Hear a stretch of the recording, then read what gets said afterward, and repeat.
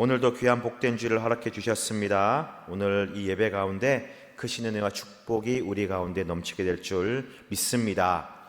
오늘은 말씀을 듣는 자세라는 제목으로 함께 말씀을 나누고자 합니다. 큰 깨달음과 결단이 있는 귀한 시간 되기를 소망합니다.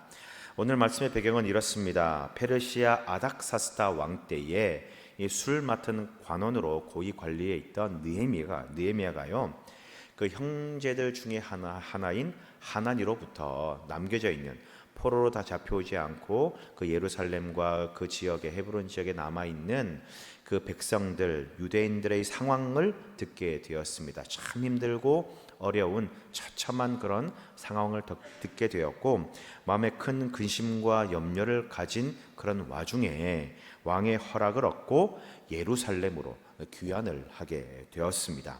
자, 이 유다가 이제 멸망을 당한 이후에 이렇게 귀환을 하게 되는 일들이 총 3번에 걸쳐서 일어나게 되는데, 총 70년 동안 이스라엘 백성들은 이 포로의 시절을 보내게 됩니다. 그리고 이 70년 이후에 3번을 걸쳐서 이제 귀환을 하게 됩니다. 다시 본국으로 돌아오게 되는데, 첫 번째 귀환은 스룹바벨의 인도를 따라서 이제 귀환을 하게 됩니다. 그때는 스룹바벨을 중심으로 하여서 예루살렘 성전을 재건하는 일에 중점을 두었고요.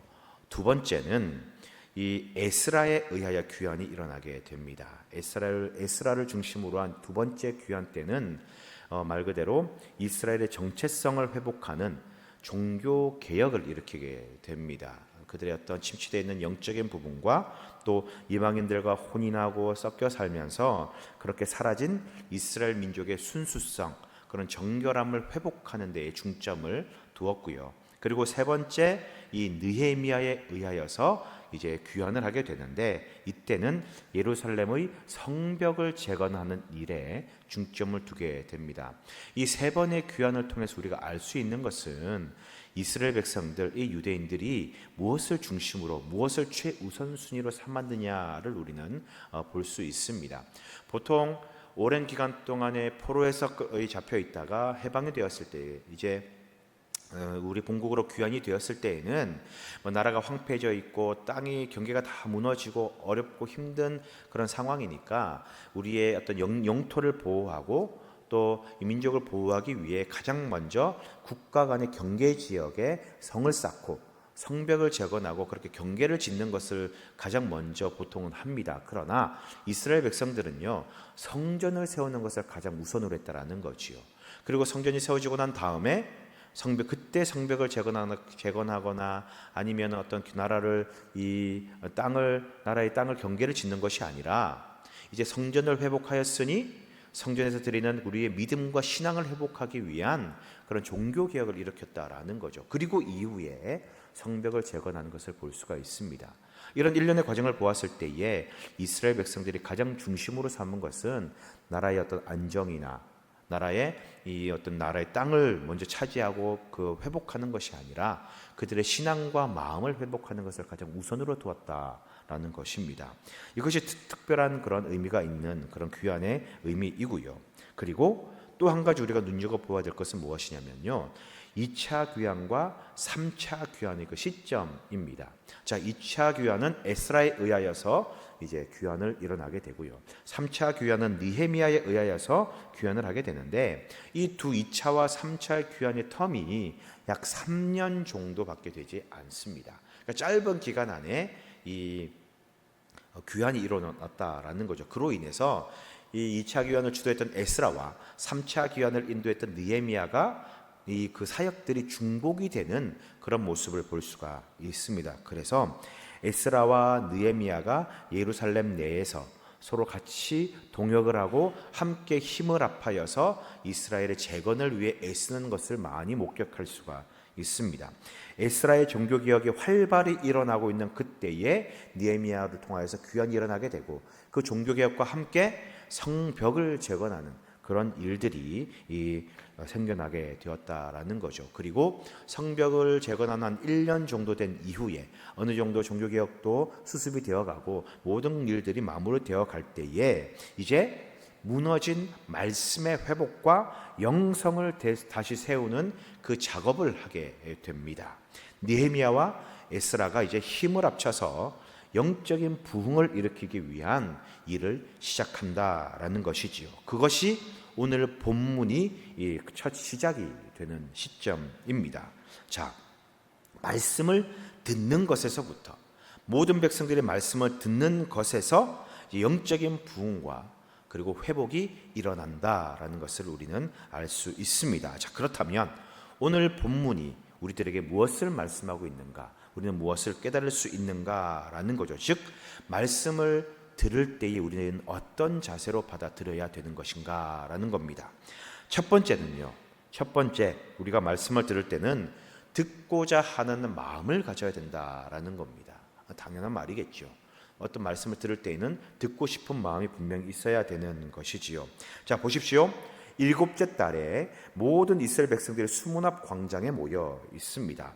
7째 달, 그러니까 7월 달입니다. 7월 달이라고 하는 것은요, 유대 달력에 의하면 새해 첫날 정월초라고 그렇게 생각하시면 됩니다. 유대 달력과 우리 양력과 음력이 다 다른 것처럼 우리나라로 치면은 음력 1월 1일인 것이지요.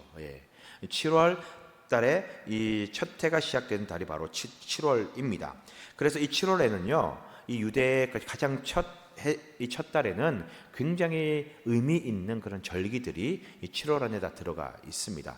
7월 1일은 나팔절이라고 하는 신년을 주신 주님께 감사하는 그런 나팔절이 있고요.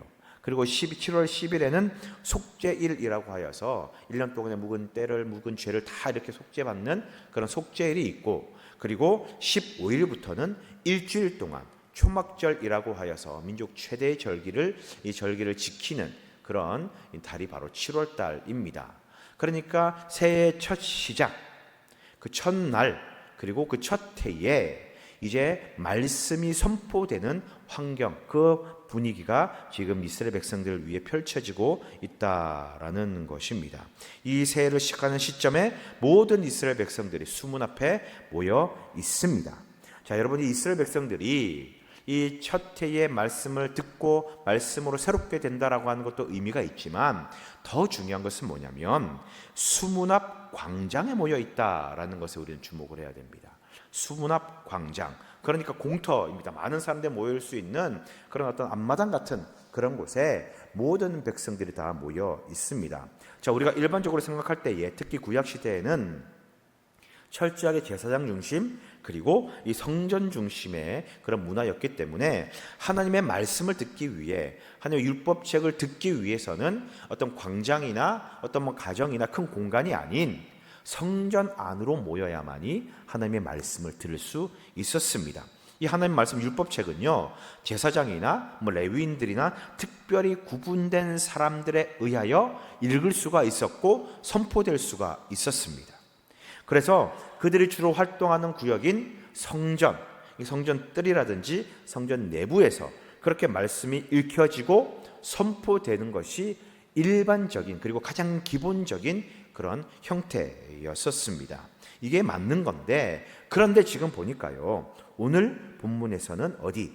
수문 앞 광장에서 말씀이 읽혀집니다. 여러분, 이것이 굉장히 의미 있는 그런 모습입니다.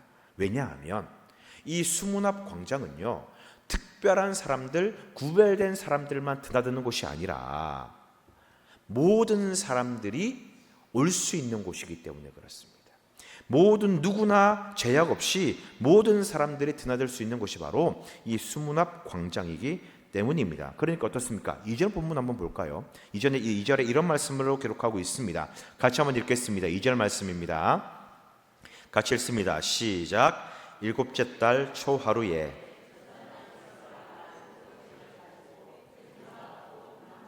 여자나 알아들을 만한 모든 사람 앞에 이르러. 자, 제사장 에스라가 율법책을 가지고 나옵니다. 그리고 사람들 앞에 섰는데, 그 사람들이 누구냐? 장성한 남자들만 있는 것이 아니라 어떤 특별히 구분된 어떤 민족들, 어떤 이 지파만 있는 것이 아니라 남자나 여자나 알아들을 수 있는 모든 사람들이 다 그곳에 모여 있었다라고 그렇게 기록을 하고 있습니다. 즉, 어떤 제약이나 어떤 조건 없이 낭독하였을 때에 그 말을 들을 수 있는 모든 사람들은 다 수문 앞 광장에 모였다라는 말입니다. 그리고 1절에 보면요, 이 에스라가 율법책을 가지고 나온 이유가 있습니다. 그것은 백성들의 요구 때문이었습니다. 백성들의 요청 때문에 에스라가 율법책을 성전에서 가지고 나왔습니다. 1절 후반부에 보니까요, 백성들이 수문 앞에 모여서 에스라에게 요청합니다. 모세의 율법책을 가져와 달라라고 그렇게 청하게 됩니다. 즉 말씀 듣기를 원했다라는 거예요. 그들이 하나님의 말씀이 이 수문 앞 광장에서 우리 모두에게 들려지기를 그렇게 원하고 있는 마음입니다. 그들은요, 이전에 말씀해 보면은 스스로 모였고요, 말씀 듣기를 스스로 원해서 요청하고 청했다라는 사실을 우리는 기억을 해야 됩니다. 여러분, 누가 강요해서 그곳에 모인 것이 아닙니다. 누가 지시해서 모든 지파별로 다 모여, 모든 사람들 다 모여, 이렇게 해서 모인 게 아니다라는 거죠. 스스로 모여, 스스로 모든 사람들이 모여 그들이 요청하고 말씀을 읽어달라 그렇게 요구하고 있는 것입니다. 여러분, 이 사실이 정말 중요합니다. 지금 수문 앞 광장에 모여 하나님의 말씀, 율법책이 낭독된다, 읽혀진다라고 하는 것은 모든 사람, 모든 자들에게 공평하게 전해지는 하나님의 그 말씀을 의미하는 것입니다. 여러분, 성전이 재건된 지요 얼마 되지 않았습니다. 성벽이 세워진 지는 불과 1년밖에 되지 않았습니다. 생각해 보십시오. 오랜 포로기간 동안 70년 동안 다 끌려가고 멸망당하고 난 다음에 다 끌려가고 최소한 70년 이상이 그곳이 비어 있었고, 또 끌려가지 않은 남은 아주 소수의 사람들이 그곳을 유지하고 있었습니다. 그러니 얼마나 힘들고 어렵겠습니까? 많은 이방 세력들의 위협도 있었고 어려움도 있었을 것입니다. 그러니 이방 사람들과 섞여 살 수밖에 없고요, 그들과 타협하며 살 수밖에 없었습니다. 그러니까 이 수문 앞에 모인 모든 사람들은 그 자리에 이방인들도 있었고요, 남자도 있었고 여자도 있었고 아이들도 있었고 과부들도 있었고 육신의 질병과 아픔 있는 사람들도 있었다라는 겁니다. 모든 사람들이 혼재되어 있었습니다. 다시 말해 성전 안에 들어갈 수 없는 존재들조차도 수문 앞 광장에 모여서 하나님의 말씀을 듣게 되었다라는 말입니다.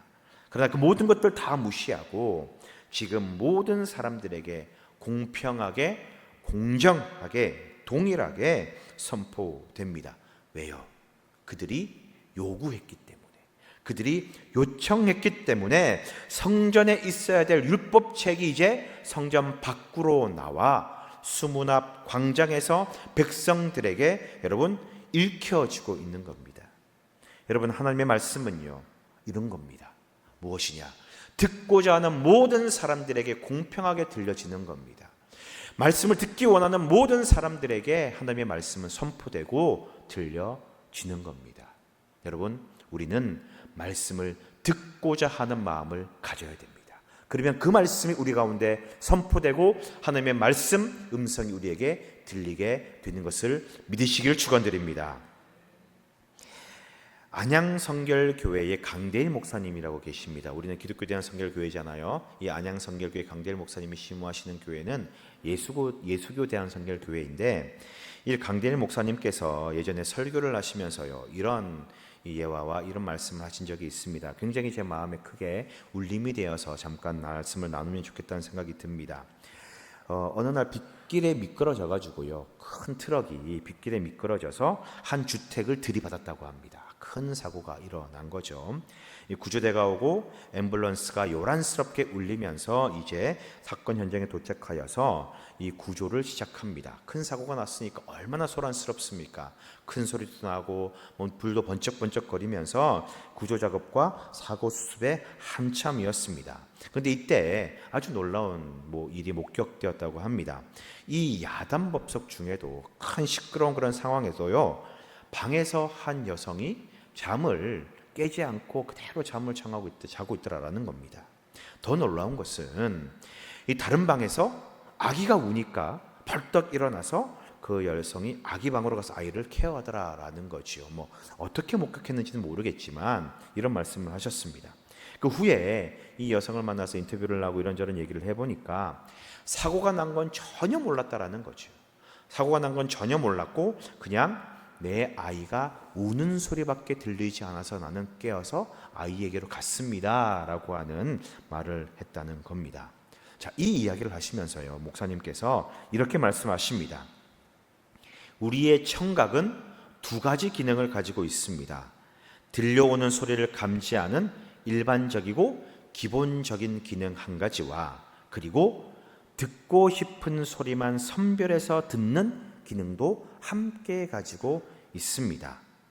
듣기로 결심했다면 아무리 미세한 소리일지라도 듣고 반응할 수 있습니다. 하지만 듣지 않기로 마음을 먹었다면 아무리 청천벽력 같은 큰 소리일지라도 결코 들을 수가 없습니다. 그러면서 말씀 이어가십니다. 하나님의 말씀 음성도 마찬가지입니다. 우리가 듣고자 한다면 어떤 상황, 어떤 세미한 음성이라도 들리게 됩니다. 그러나 듣지 않기로 마음 먹는다면 우리는 그 어떤 소리도 듣지 못합니다. 여러분, 이렇게 말씀하셨는데 어떻게 생각하십니까? 저는요, 전적으로 동의하고 인정하는 말씀입니다. 여러분, 우리가 하나님의 음성을 우리가 듣기 원하고 듣고자 노력한다면 하나님은 분명히 우리에게 말씀하시고 그 말씀이 들리게 됩니다. 그러나 반대로 내가 하나님의 말씀을 듣지 않고 세상의 소리, 세상의 생각, 나의 판단, 나의 생각을 들으려고만 한다면 하나님의 말씀은 결코 우리에게 들리지 않습니다. 여러분, 하나님의 말씀, 하나님의 음성을 듣고자 하는 마음이 우리 안에 있어야 합니다.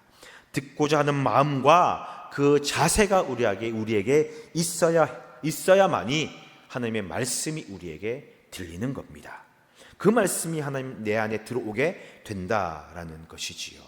사랑하는 성도 여러분, 정말 바라기는 하나님의 음성, 그 말씀을 듣고자 하는 그 마음, 그 갈망을 가지시기를 주님의 이름으로 부탁을 드립니다.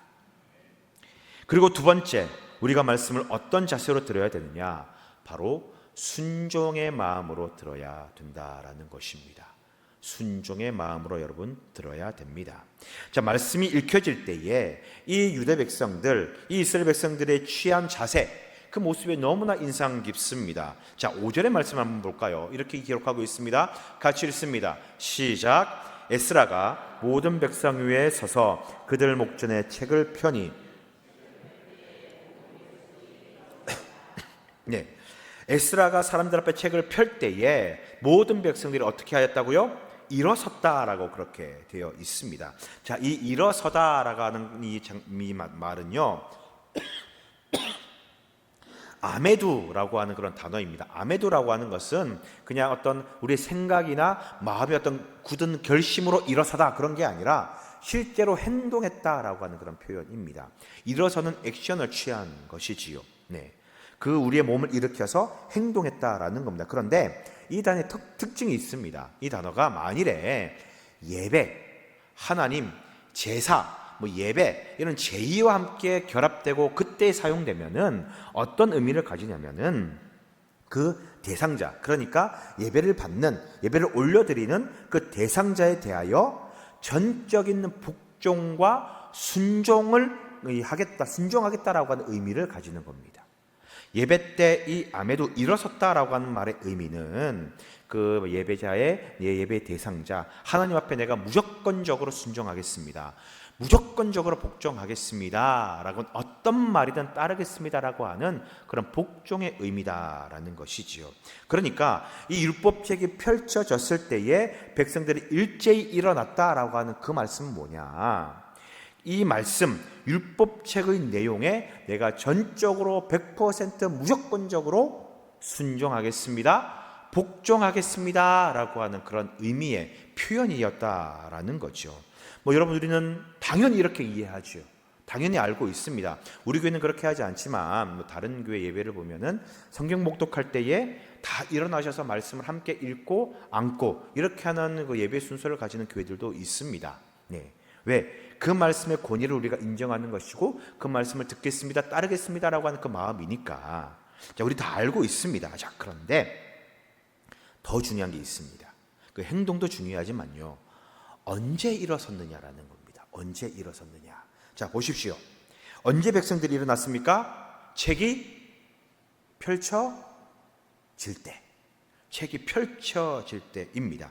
그들 눈에, 그들의 목전에 에스라가 책을 펼치니, 그때는 율법책은 두루마리로 되어 있으니까 두루마리를 펼 때에 모든 백성들이 펴는 행동을 보고 일어나는 겁니다. 자발적인 그런 이 일어남입니다. 자, 중요한 게 이겁니다. 지금 말씀이 읽혀지고 난 다음에 일어난 게 아닙니다. 말씀이 읽혀지기 전에 책이 펼쳐질 때에 백성들이 일어납니다. 책이 펼쳐질 때에 내가 복종하겠습니다, 순종하겠습니다 라고 결단하며 자리에 일어나는 겁니다. 즉, 어떤 말씀이 떨어질지, 어떤 말씀이 낭독될지 모르는 거예요. 어떤 말씀이 읽혀질지 백성들은 모릅니다. 하나님의 말씀 중에 그들이 듣고 싶어하는 축복의 말씀, 놀라운 그런 은혜의 말씀이 있을 수도 있고요, 아니면 그들의 양심이나 마음의 찔림이나 가책을 주는 그런 말씀이 될 수도 있지요. 아니면 지금 너무 힘들고 어렵고 열악한 상황 형편이지만 전적인 어떤 헌신과 큰 이 희생을 요구하는 그런 말씀일 수도 있습니다. 그런데 어떤 말씀이든 간에 그 말씀이 선포되기 전에 책이 펼쳐질 때에 모든 백성이 일어나서 그 말씀에 어떤 말씀이든 내가 순종하겠습니다, 복종하겠습니다, 그렇게 결단하고 있는 것입니다. 그 말씀이 떨어지는 순간 그 직전에 그 자리에서 일어납니다. 마음을 결단하는 겁니다. 뜻을 정하는 겁니다. 어떤 말씀이든, 어떤 이 하나님의 그 말씀이든 간에 내가 순종하겠다, 내가 복종하겠노라, 따르겠노라. 여러분, 이 결단 너무나 멋있지 않습니까? 너무 은혜롭잖아요. 네. 여러분, 오늘 여러분 교회 나오셨는데요, 교회 나오시면서, 성전에 나오시면서, 예배드리러 오시면서요, 어떤 생각과 마음을 가지고 오셨습니까? 오늘 어떤 말씀이 주어지든, 어떤 말씀이 선포되든 그 말씀 그대로 순종하겠다, 그 말씀 따라 살아가겠다, 그런 마음의 결단, 그런 결정하시고 혹시 나오셨습니까? 여러분, 예배를 마치고 돌아가실 때에 여러분 어떤 마음으로 돌아가십니까? 말씀을 따라 순종해야지, 말씀을 따라 살아가야지, 여러분 그런 생각이 앞서십니까? 아니면 그 말씀은 누가 들었어야 돼, 오늘 말씀은 별로야, 오늘 잘 안 들렸어, 그런 평가, 그런 생각하면서 돌아가시지 않으십니까? 여러분, 어떤 말씀이든요, 무엇이든 간에 하나님의 말씀을 내가 겸손히 받고 그 모든 말씀에 내가 전적으로 순종하겠습니다, 따르겠습니다 라고 하는 그 결단이 우리 안에 있어야 된다라는 것이지요. 수문앞 광장에 모인 모든 사람들이요, 말씀이 선포되기 전에, 어떤 말씀인지 모르지만 말씀이 떨어지기 전에 책이 펼쳐졌을 때에 다 일어나서 내가 복종하겠습니다, 내가 순종하겠습니다, 그렇게 마음을 다지고 마음을 결단했던 것처럼 여러분, 어떤 주님의 말씀이든 어떤 상황의 말씀이든 그 말씀을 전적으로 내가 받아들이고 그것에 순종하겠다, 복종하겠노라, 그렇게 결심하고 다짐하는 그 마음이 있으시기를 바랍니다. 그러면 하나님께서 놀라운 은혜와 축복을 우리에게 부어주실 줄 믿으시기 바랍니다. 여러분, 2025년도 우리 교회는요, 말씀으로 살아가고 말씀으로 살아나는 교회가 되기를 정말 바라고 소망합니다. 계속 기도하고 있습니다. 여러분, 말씀이 선포되고 우리가 그 말씀을 겸손히 받아들이고 순종할 때에 우리에게 은혜와 축복이 임하게 됩니다. 그러니 말씀을 들으려고 노력하십시오.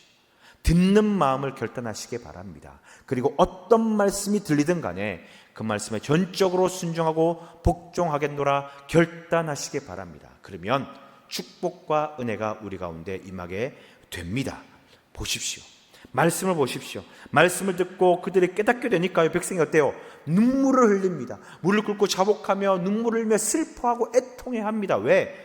선포된 말씀이 그들의 마음에 찔림이 되고 양심의 가책을 느끼는, 회개를 일으키는 그 말씀이었다라는 거예요.